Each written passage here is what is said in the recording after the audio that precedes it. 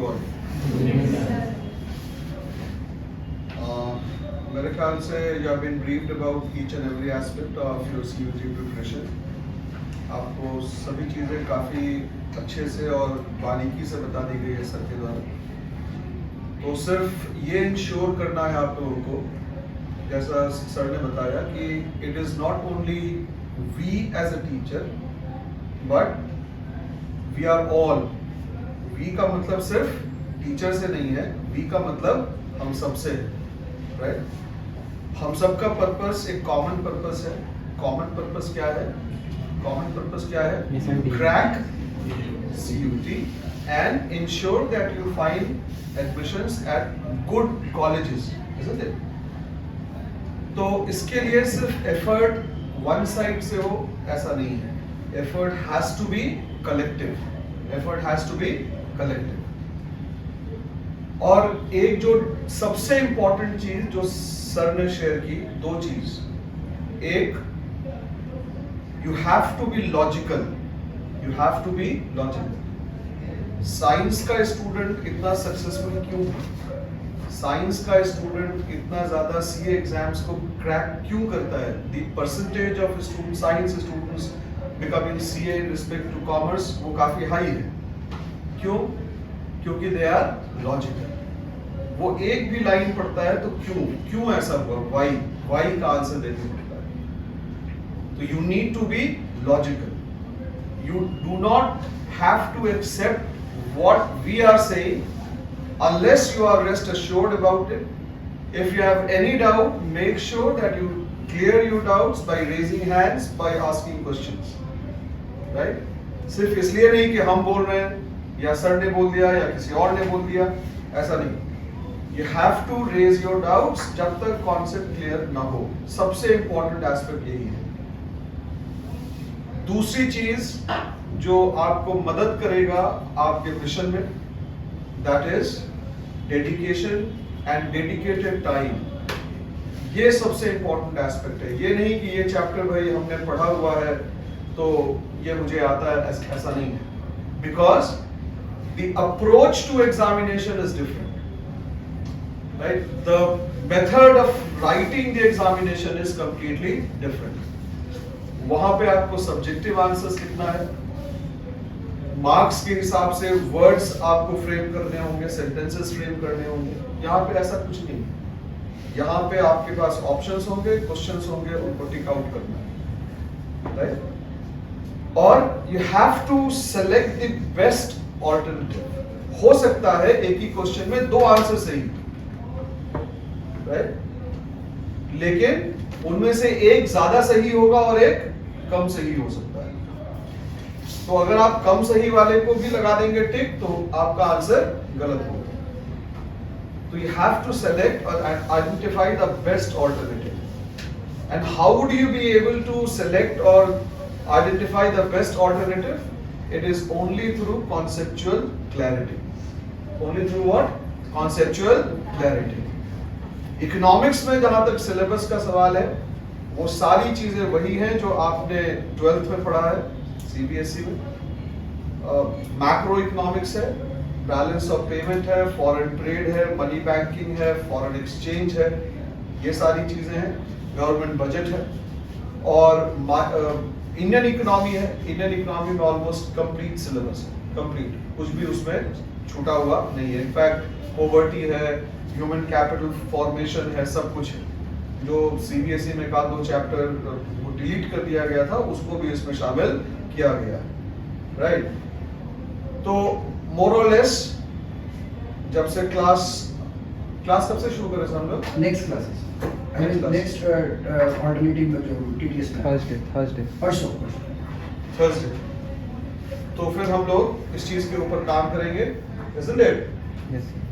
You all are ready for this? Yes, sir. Right. You have to crack this. Yes, sir. Right. कोई दूसरा option नहीं है. एक ही option है, एक ही मिशन है. क्या करना है? करना है ना? It is just like what? Chandrayaan 2. दूसरा कोई ऑल्टरनेटिव था क्या? नहीं लैंड करते तो सब कुछ खत्म था ना? So it is like that. ठीक है क्लास? Thank you. थोड़ा सा अगर आप इसके क्वेश्चंस के पैटर्न को देखोगे, क्योंकि हम देखे हैं, तो हमको लगता है कि दो चार चीजें बहुत मजेदार। पहला चीज, आपको कंपटीशन के एग्जाम में ऑप्शन दिया जा रहा है कि आप 4-5 क्वेश्चन को छोड़ना चाहते हो तो छोड़ भी सकते हो। ये कंपटीशन के एग्जाम में तो ऑप्शन होता ही नहीं है। और दिल्ली यूनिवर्सिटी के एग्जाम में जैसे आपको 45 से 50 क्वेश्चंस दिए रहेंगे। हम अपना सब्जेक्ट के बारे में बात कर रहे हैं, अकाउंट्स की, ठीक है, उसी तरह से इकोनॉमिक्स की, उसी तरह से बीएसटी की, ठीक है। और इस 45 से 50 क्वेश्चन में आपको बोला जा रहा है कि 40 बनाइए, और हर क्वेश्चंस के लिए 5 नंबर यानी 200 नंबर। बस समझिए। तो आप मजेदार बात ये देखिए कि अगर हमको कुछ क्वेश्चंस का आंसर नहीं आ रहा है तो हमें पैनिक होने की जरूरत नहीं, केवल हमें समझदारी दिखाना है। देखो होता क्या है कि कोई दुर्घटना हुई, दुर्घटना घटना से जितना लोग मरते हैं ना, उससे ज्यादा लोग उसके पैनिक से मर जाते हैं कि अरे बाप रे बाप, हम करेंगे क्या, करेंगे क्या, करेंगे क्या। वो पैनिक को अगर आप 5 second, 10 second, 20 second, 5 minute, 10 minute, जो भी आपकी क्षमता है, उस क्षमता के अकॉर्डिंगली अगर आप झेल लेते हो तो वो समय जो है ना वो गुजर जाएगा और फिर उसके बाद अच्छा समय आ जाएगा। तो ये चीज है कि आपको अगर 5 क्वेश्चंस का आंसर नहीं आ रहा है, 10 क्वेश्चंस का आंसर नहीं आ रहा है, तो घबराने की कोई बात नहीं है। आपको 50 में से 40 क्वेश्चन ही करने हैं, 10 क्वेश्चन ऐसे भी नहीं करना है आपको। अगर आपको 50 में 50 भी आ रहा है तभी तो आपको 10 छोड़ना ही होगा, और नहीं आ रहा है 2-4 को तो बढ़िया। जब आ रहा होगा तो छोड़ने में थोड़ा ज्यादा मुश्किल होता है, किसको छोड़े, किसको पकड़े, किसको छोड़े, किसको पकड़े। अगर 5 क्वेश्चन आपसे नहीं बन रहा तो और अच्छी बात है कि चलो भाई 5 क्वेश्चन हमारे पास नहीं बनने वाला है, हम इसी को छोड़ दें, लेकिन बाकी क्वेश्चंस को हम लोग को ढंग से। मल्टीपल चॉइस क्वेश्चंस की जो खासियत होती है वो ध्यान रखिए। आपके पास 4 ऑप्शन तो है, वो रहेगा, सब लोग जानते हैं कि 4 ऑप्शन तो होता ही है, लेकिन कभी कभी देखिएगा एग्जाम में आपके पास ऑप्शन 3 हो सकते हैं या आपके पास ऑप्शन 5 हो जाए, ये भी ध्यान रखिए। आपके पास ऑप्शन 3 ही देंगे या आपके 5 ऑप्शन भी हो सकते हैं। मल्टीपल चॉइस का मतलब केवल 4 ऑप्शन नहीं, 3 भी हो सकता है और 5 भी हो सकता है। अब आंसर तो उसी में है, अगर 5 है तो भी उसी में है, 3 है तो भी उसी में है, 4 है तो भी उसी में। अब ये बताइए, अगर आपको 3 ऑप्शन दिया जा रहा है, 4 ऑप्शन दिया जा रहा है, 5 ऑप्शन दिया जा रहा है, तो आपको कंफ्यूजन किस में ज्यादा होगा? 5 वाले में।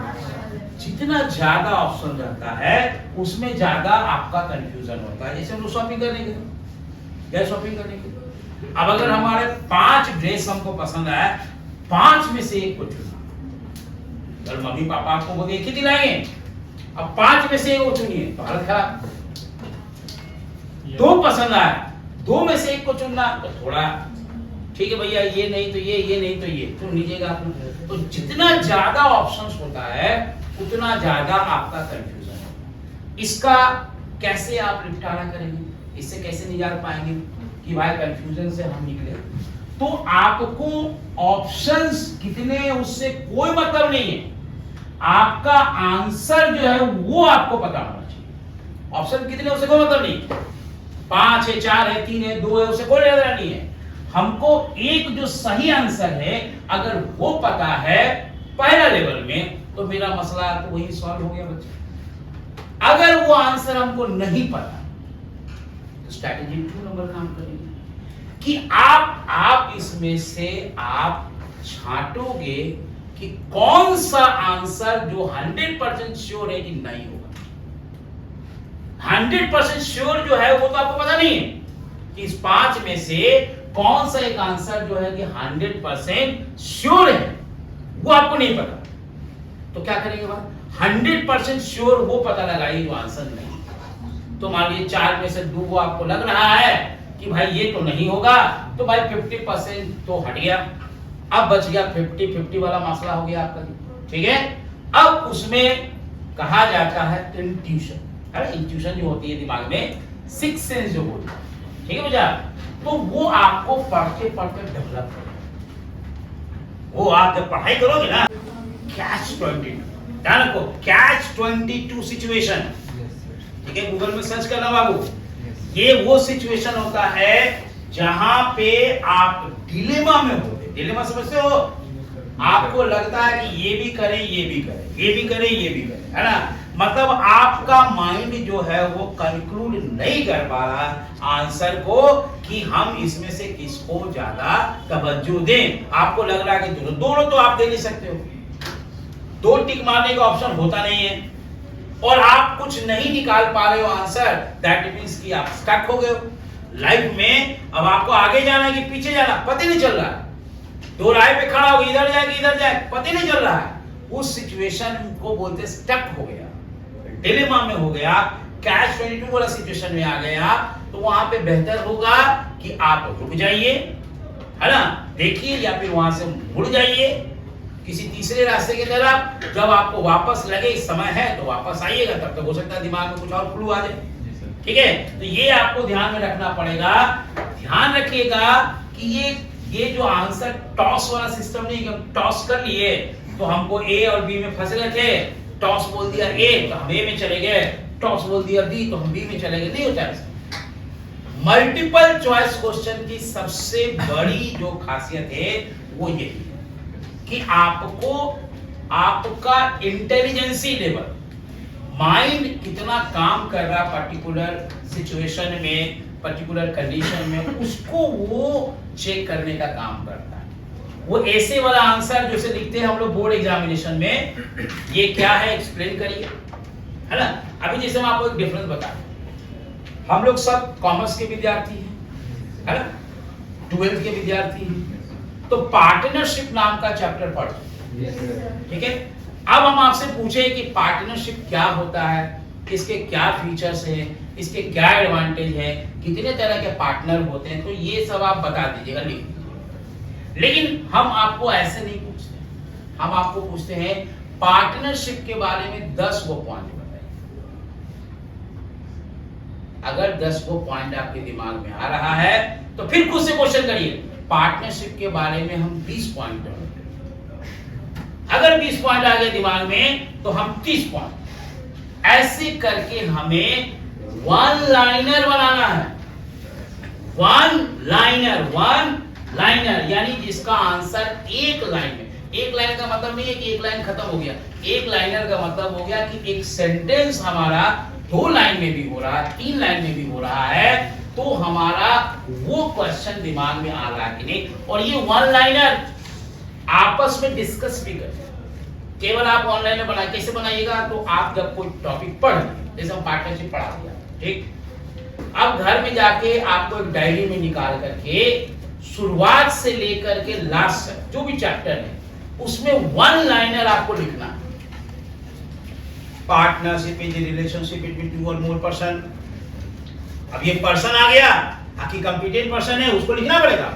हाँ बोलो सर, एनसीईआरटी से लिखना पड़ेगा मतलब। देखो बाबू, सबसे पहले ध्यान रखो बाबू, कंपटीशन का एग्जाम जो होता है, कंपटीशन का एग्जाम को ध्यान रखिएगा कि बेस जो होता है वो तो एनसीईआरटी ही होगा, लेकिन केवल एनसीईआरटी होगा ये जरूरी नहीं। पहला चीज ध्यान रखो, एनसीईआरटी बेस है बच्चा, वो तो वो सिलेबस को डिस्कस करेगा, लेकिन 100% एनसीईआरटी पे रहोगे भरोसे तो धोखा खा जाओगे। आपको एक्स्ट्रा जो उससे मिलता जुलता चीजें हैं वो भी आपको ग्रैब करना पड़ेगा, केवल एनसीईआरटी से काम नहीं चलेगा, ठीक है बच्चा। ठीक सर, जैसे हम लोग को सर बताएं बहुत सारा एमसीक्यू मतलब प्रैक्टिस करवाया जाएगा 1-2 हजार, तो उसका एडवांटेज मिलेगा बोर्ड्स में भी एमसीक्यू आता है। हाँ, सबसे पहले समझिए, सबसे पहले समझिए बाबू, आप अच्छा बल्लेबाज बन जाइएगा। सुनो बाबू, यस, आप अच्छा बल्लेबाज बन जाइएगा, आपकी टेक्निक अच्छी हो जाएगी, शॉट सिलेक्शन अच्छी हो जाएगी, तो आप T20 में भी अच्छा करेंगे, टेस्ट मैच में भी अच्छा करेंगे, वनडे में भी अच्छा करेंगे। T10 है। पहले टेक्निक को समझना है, पहले कंसेप्ट को बनाना है, पहले हम लोग को तैयार करना है नॉलेज को। हमारा नॉलेज का बेस बन गया तो हम उसको केवल स्ट्रेटजी चेंज करना। विराट कोहली अब मान लीजिए कि अब T20 में खेलेगा तो टेस्ट मैच की तरह थोड़ी नहीं खेलेगा T20 में, या फिर आप टेस्ट मैच में चले जाइएगा तो आप T20 की तरह नहीं खेलिएगा। एक ही बल्लेबाज ऐसा करता था, वो था सहवाग। धोनी भी सर T20 में टेस्ट खेलता है। T20 आप यहाँ हम लोग CUT को कर रहे हैं, चला ही नहीं कहाँ पहुंच गया। चलिए ओके, तो बात यहाँ पे ये हो रही है, पहला काम ये करना, देखिए बोर्ड का जो है वो तो आप कोई पढ़ाई करने जा रहे हैं तो सिलेबस तो हमारा वही है, जो 12th का सिलेबस है वही सिलेबस तो आपका CUT में भी है, वही सिलेबस आपका बोर्ड में भी है। लेकिन सर जो बोले थे उस चीज को ध्यान रखिए, हम CUT में आपके ऑब्जेक्टिव क्वेश्चंस आएंगे, वहां पे आपको बनाना नहीं है, प्रेजेंटेशन नहीं है, लेकिन आप इसी नॉलेज को बोर्ड में लेके जाइएगा तो आपको प्रेजेंट करना पड़ेगा, लेजर बनाना पड़ेगा, जर्नल बनाना पड़ेगा, फॉर्मेट खींचना पड़ेगा। यहाँ फॉर्मेट नहीं है, यहाँ 4 गो ऑप्शन है, आप रब करो और उसमें से कौन सा आंसर वहां आ रहा वहां पे टिक करो। आप फॉर्मेट बना है नहीं बना उससे मतलब नहीं है, या कैसे दिमाग में कैलकुलेट कर लिए उसी से आपका काम हो गया तो बात ओके। कंपटीशन का एग्जामिनेशन में और बोर्ड के एग्जामिनेशन में देखिए अप्रोच का डिफरेंस होता है, ठीक है। आप सोचिएगा कि सेम अप्रोच जैसे हम कर रहे थे वही अप्रोच से हम CUT में भी कर लेंगे, तो वो अप्रोच आपको बदलना होगा, ठीक है। आपको क्विकली आना, यहाँ पे क्विकली आना, टाइम बाउंडेशन है यहाँ पे, क्विक माइंड 90 मिनट्स है सर, 90 मिनट्स। तो 90 मिनट्स में आपको जो है ये 40 क्वेश्चंस का जवाब देना, ध्यान दीजिए, ठीक है। तो 90 मिनट्स में 40 क्वेश्चंस का जवाब देना है। कितना पड़ा है क्वेश्चन पे आपका? 2.25 2 ही मार के चलो, क्योंकि 5-10 मिनट तो भाई बर्बाद होगा समय। तो आपको 2 मिनट में आपको क्वेश्चन सॉल्व करना है। आप बड़े बड़े क्वेश्चंस को भी आपको 2 मिनट में सॉल्व करना है, छोटे क्वेश्चंस को भी सॉल्व करना है। तो होशियारी क्या, सबसे पहला नंबर तो हमको टाइम बचाने के लिए छोटे छोटे क्वेश्चन को, जब हमको 5-10 क्वेश्चन छोड़ना ही है, 5-10 क्वेश्चन छोड़ना ही है, तो हम क्यों नहीं लॉन्ग क्वेश्चन को छोड़ के छोटे छोटे को पकड़ ले। अच्छा, अब आइए एक क्वेश्चन है कि आपका थ्योरेटिकल किसी का मजबूत होता है, किसी का न्यूमेरिकल मजबूत होता है।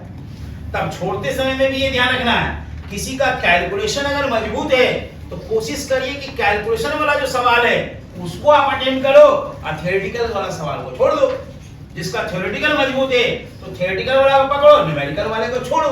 वो सबकी स्ट्रेटजी अलग अलग होनी चाहिए, ठीक है। हम लोग 2 भाई हैं, दोनों भाई चार्टर्ड अकाउंटेंट, दोनों का पढ़ने का तरीका अलग अलग। एक कॉपी में भर भर के लिखता था और एक है कि हम क्वेश्चन कभी एग्जाम में 100% अटेम्प्ट भी नहीं कर पाए।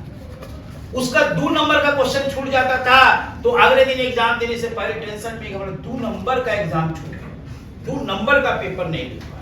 हम कभी 80 नंबर से ज्यादा लिख भी नहीं किए, 85 नंबर लिख दिए तो खुश हो जाते थे, आज 85 नंबर लिख गया। बात जी क्या दिक्कत था भाई, दोनों में क्या फर्क था? फर्क था एक्यूरेसी। अब अगर हम 80 लिख रहे हैं तो हम ये सोच के आते थे कि 70 आ जाएगा, जो अटेम्प्ट करेंगे वही करेंगे। मेरा पढ़ने का तरीका यही होता था, पहले सिलेबस को लिए 20% सिलेबस माइनस, जो भी इंस्टीट्यूट का सिलेबस है उसमें 20% हम अपना ओवरव्यू लगा के बुद्धि लगा करके हटा दिए, भैया ये ना होगा हटा। लेकिन जो होगा उसमें से कोई क्वेश्चन बच के नहीं जा सकता। माने बाकी पे अगर आप बाकी पे भी अप्रोच ऐसे रखोगे 50-50 तब तो हो गया। तो वहां पे आपको 100% श्योरिटी बनाना पड़ेगा, मतलब स्ट्रेंथ को इतना आप स्ट्रेंथ कर लो कि फिर आपसे वो क्वेश्चन जो है वो छूटे नहीं अगर एग्जाम में आए। ठीक बचा, 1 लाइनर के पीछे आपको जाना है, 1 लाइनर ध्यान रखिएगा। और जितना आप 1 लाइनर अपने से बनाओगे, जितना अपने से डिस्कस करोगे, और बहुत ज्यादा लंबा ग्रुप नहीं होना चाहिए बाबा, अकेले भी नहीं पढ़ना, ध्यान रखिएगा, अकेले भी नहीं पढ़ना है और पूरा समाज के साथ भी नहीं पढ़ना। ग्रुप होता है 2 गो का 4 गो, बस एक ग्रुप होता है। ग्रुप ये नहीं होता कि हम 40 लोग का ग्रुप बना लिए और ग्रुप स्टडी करें, नहीं होगा। 2-4 और आपस में एक हेल्दी कंपटीशन भी बनाएंगे। अच्छा वो 100 को बनाएगा, हम 101 बनाएंगे। अच्छा वो 101 बनाया, हम 105 बनाएंगे। अच्छा तो ये जो हेल्दी कंपटीशन होता है ना, इससे क्या होता है, उसको ट्विस्ट करिए, अपने ही साथी को ट्विस्ट करिए। तुमको पता है ये वाला चीज ऐसे होता है, कंफ्यूज करिए उसको, क्वेश्चनिंग करिए, जैसे सर बता रहे थे क्वेश्चन करिए। जब क्वेश्चनिंग करिएगा ना, और क्वेश्चन का जब आंसर आपको मिलने लगेगा, कैसे मिल रहा है बाबू? क्योंकि आप वन लाइनर में तैयार किए हुए हैं। जहां वन लाइनर तैयार हो रहा उसी में से क्वेश्चन आना है। और कहां से आएगा? जो भी नदियां समंदर जो भी है उसी में से तो हम निकाल के वन लाइनर लाए हैं। तो जितने भी चीजें होंगे सब वही होंगे आपको, ठीक है? Yes. तो अप्रोच मेरा ध्यान रखिएगा, हम आपको वन लाइनर पे तैयार कराएंगे, उससे ज्यादा कंपटीशन के एग्जामिनेशंस में कोई भी चीज की जरूरत नहीं। थोड़ा सा मेहनत, थोड़ा सा कॉमन सेंस। कंपटीशन निकालने के लिए मेहनत के साथ साथ थोड़ा कॉमन सेंस, यानी इंटेलिजेंसी जो ब्रेन का होता है ना, सब में होता है। आप बोलिएगा सर हमारा पढ़ाई में नहीं लगता है, लेकिन हाँ ब्रेन आपका दूसरे काम में तो फटक सा लग जाता है। तो इसका मतलब ब्रेन भोथा रहता तो कहीं नहीं लगता, लेकिन कहीं तो लग रहा है आपको। इसका मतलब है ब्रेन का डायरेक्शन आपका गलत है, उसको बदलिए, उसको बदलिएगा, अप्रोच बदलिएगा, ऑटोमेटिकली आपका चीजें सही हो जाएगी, ठीक है? तो हमारा अप्रोच जो रहेगा, बाकी सर का अलग अलग अप्रोच होगा, हमारा अप्रोच होगा क्या जी बच्चा? One liner. वन लाइनर, हमें वन लाइनर पे काम करना है। और हर एक चैप्टर का हमें वन, अगर हम बोले इंटरेस्ट ऑन कैपिटल के बारे में 10 पॉइंट बोलिए, तो 10 को वन लाइनर बोलना होगा कि इंटरेस्ट ऑन कैपिटल है क्या, ये क्यों दिया जाता है, ठीक है, किस कंडीशन में दिया जाएगा, कब देंगे कब नहीं देंगे, किस रेट से दिया जाएगा, एग्रीमेंट रहेगा तब दिया जाएगा, नहीं रहेगा, सब वन लाइनर है। अगर हम 10 को पॉइंट बना रहे हैं, 6 को तो प्रैक्टिकल कॉन्सेप्ट है पहले चैप्टर में, तो 60 को पॉइंट तो ऐसे निकल गया। फिर थ्योरेटिकल क्वेश्चन अलग होगा, 50 को पॉइंट वहां से निकाल लेंगे, तो 100 को क्वेश्चन तो हम यहीं से निकाल लिए, जिसका डायरेक्ट आंसर हमको पता है, हमें ऑप्शन की जरूरत नहीं। तो हमें मल्टीपल चॉइस नहीं, हमें फिल इन द ब्लैंक्स के लिए तैयारी करनी। फिल इन द ब्लैंक्स होता है ना बाजू, उसमें कोई ऑप्शन नहीं है। अगर हम फिल इन द ब्लैंक के लिए तैयार हो रहे हैं, उसमें कौन सा वर्ड एप्रोप्रिएट रहेगा, वही वर्ड को हमें ऑप्शन में ढूंढ लेना है। हो गया, काम खत्म हो गया, आंसर मिल गया, शॉर्ट शॉर्टेड रहेंगे, और पहला ही शॉर्ट में हम लोग निकाल लेंगे, काम खत्म हो गया, ठीक है? इसकी सबसे अच्छी बात ये है, दिल्ली यूनिवर्सिटी वाला सिलेबस जो हम देख रहे हैं, वो ये है कि इसमें केवल और केवल कॉमर्स की बात है, कोई फालतू चीज की बातें, माने कुछ एक्स्ट्रा नहीं, फालतू नहीं बोल सकते उसको, एक्स्ट्रा नहीं, ठीक हो जा। अंग्रेजी भी जो है वो आपके सिलेबस का है, अकाउंटेंसी भी है सिलेबस का है। अगर आप इधर पढ़ते हो तो उधर फायदा होगा, उधर पढ़ोगे तो इधर फायदा होगा। दोनों जगह पढ़ोगे तो आपको देखना है कि कितना फायदा होगा, ठीक है? वन लाइनर बाबू, ठीक है बच्चा? चल और